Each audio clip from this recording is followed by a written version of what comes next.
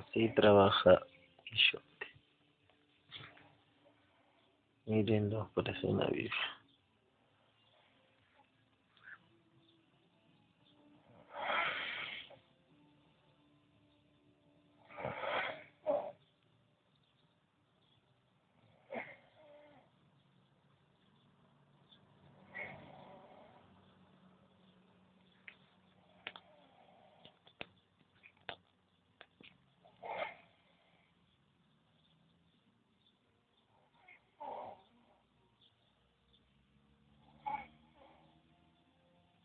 What TV, Macaya?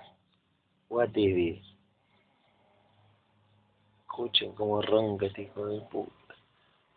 Por favor, Draco, mándeme otro compañero.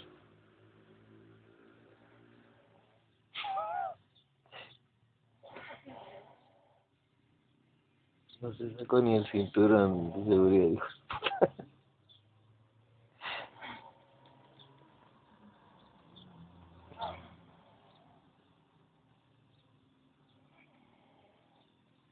Eficiencia. Eficiencia.